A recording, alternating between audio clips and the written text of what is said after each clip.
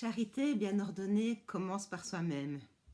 J'ai donc le plaisir de vous présenter mon second livre, Deux valises, bonheur et maman d'une maman solo, qui est sorti aux éditions Maya en janvier 2001.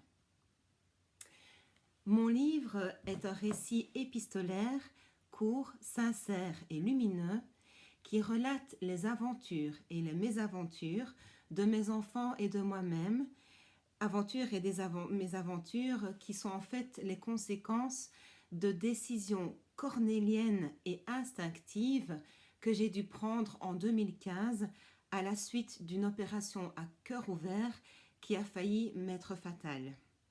Heureusement, tout est bien qui finit bien. En voici quelques extraits.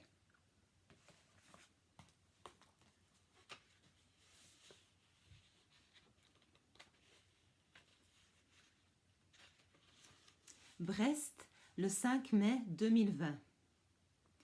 Chère Martine, j'ai beaucoup aimé visionner le petit reportage consacré aux Belges du bout du monde confinés. Tu as raison. Même si nous avons fait le choix de nous écrire de vraies lettres, cela ne nous empêche pas de continuer à utiliser par moments d'autres moyens pour communiquer. Ainsi, grâce au lien que tu m'as envoyé, j'ai pu découvrir un peu plus de ton univers. J'ai été tout attendrie devant Sarah Patricia jouant l'hymne à la joie au violon le jour de ses 9 ans. Je l'ai trouvée très touchante, tout comme son petit frère William, qui lui tenait consciencieusement la partition. Et puis dans la foulée, flashback, quelle agréable surprise. Je t'ai retrouvée 8 ans plus tôt, le ventre arrondi déjà. Tu attendais ton deuxième enfant, Oscar, et tu faisais découvrir Preikestolen à Adria Jovenot.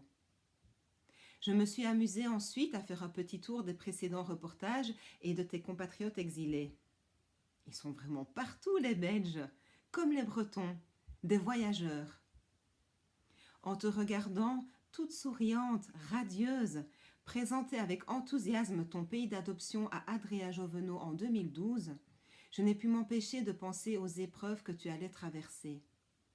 Tu ignorais encore quelles angoisses, quelles désillusions tu allais affronter. Ainsi va la vie. Je sais que ces dernières années ont été éprouvantes pour toi, qu'avant de retrouver la sérénité, tu as dû traverser encore bien des épreuves. Quelle force t'a donc guidée?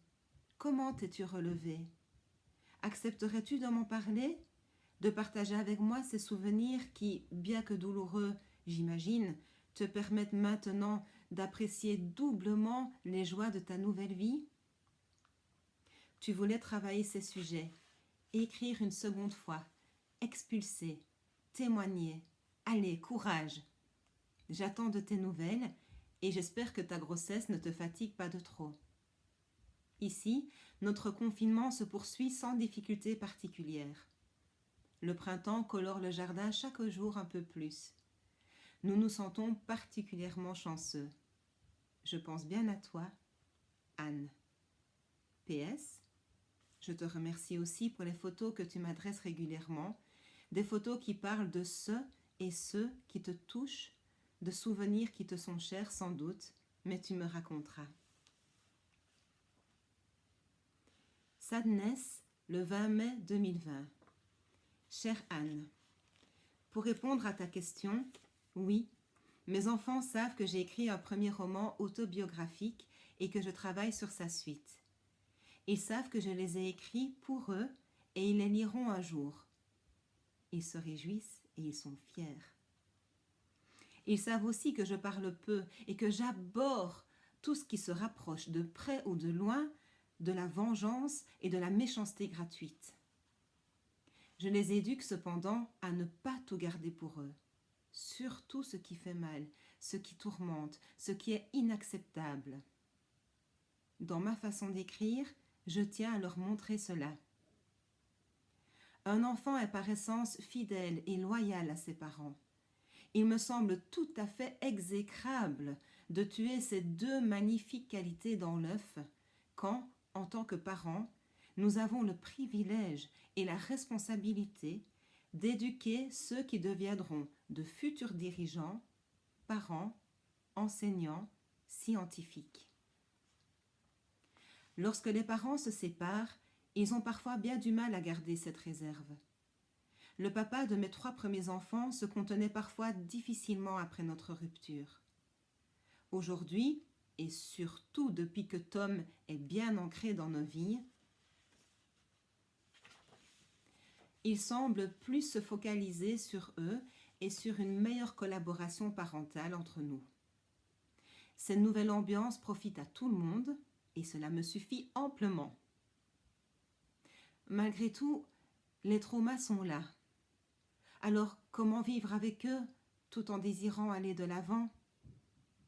En ce qui me concerne, j'ai observé, analysé et pris à bras le corps les 6 émotions principales qui m'ont submergée ces 4 dernières années. J'ai compris qu'elles étaient universelles et intergénérationnelles. Je les ai couchées sur papier et j'ai entamé une espèce d'introspection dialogue. J'aimerais un jour que ce travail personnel ouvre sur des échanges entre personnes de tous âges, à la maison, à l'école, dans une maison de repos, sur un lieu de travail. Je te livre les écrits que mes émotions d'alors m'ont inspiré. Qu'en penses-tu ?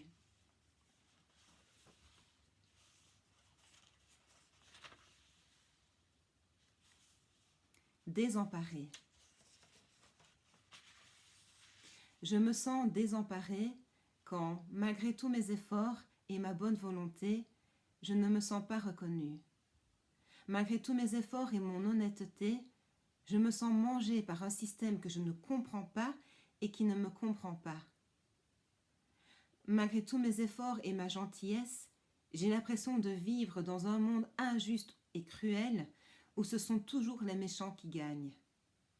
Alors, je suis à bout de souffle et je me sens comme happée et tirée inéluctablement vers le bas par une espèce de pieuvre géante et sans pitié.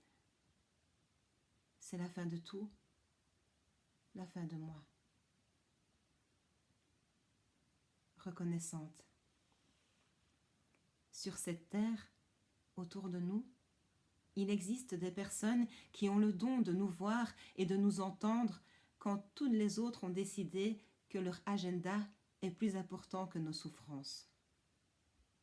Elles peuvent prendre le visage d'une amie qui lâche tout pour venir vous soutenir à l'hôpital, d'une amie et de toute sa famille qui vous invite pour fêter Noël car votre solitude leur est insupportable, de ces cliniques clowns qui, le temps d'un instant magique, remettent un sourire sur le visage de votre enfant qui souffre le martyre, de cette infirmière de nuit qui voit que vous avez froid et vous donne son gilet, de cet amoureux inattendu et inespéré qui vous trouve et vous rend belle tous les jours, de ces petits élèves magiques qui comprennent votre humour mieux que quiconque et en redemandent, de vos enfants qui sont votre réussite et votre bonheur absolu. Alors, je m'isole, je m'allonge et je ferme les yeux. Je respire calmement par le ventre. Je ressens de la chaleur dans tout mon corps. Je vois la couleur jaune. C'est de plus en plus intense. C'est le soleil. Oui, le soleil, Anne. Et il revient de loin, ce soleil. Il vient de mes entrailles et de tout ce que j'ai mis en place pour relever la tête. Ces moments sombres qui ont bien failli avoir raison de moi m'ont vacciné à vie, crois-moi. J'ai reçu l'antidote. Voir et comprendre à la vitesse de l'éclair. Ne plus tolérer l'animosité, la manipulation, les mensonges, la trahison. Mes yeux sont devenus de véritables scanners et mon cœur un véritable rouleau compresseur, avide de justice et d'empathie pour tous ceux qui n'ont pas encore réussi à reprendre leur force, anéantis par des années de maltraitance. Anne, tu sais, à toutes celles et ceux qui souffrent comme j'ai souffert, j'ai envie de dire « Je vous vois ». Regardez-moi, vous aussi. Je peux être votre voix, votre rempart. Vous pouvez compter sur moi. Car je les vois, eux aussi, ceux-là qui vous maltraitent dans l'intimité et ont l'audace de se faire passer pour les victimes en public. Une autre journée paisible et ensoleillée touche à sa fin dans notre belle bourgade du sud-ouest de la Norvège. Tu sens les rayons que je t'envoie? À bientôt, Martine.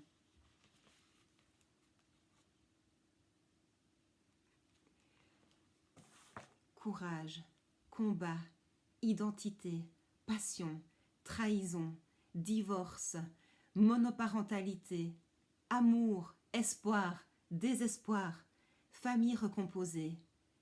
Si ces mots vous touchent et vous parlent, alors mon petit livre est fait pour vous. Si vous appréciez nos vidéos à mes enfants et à moi-même, n'hésitez pas à appuyer sur la petite cloche et à vous abonner. À bientôt et que votre vie soit belle.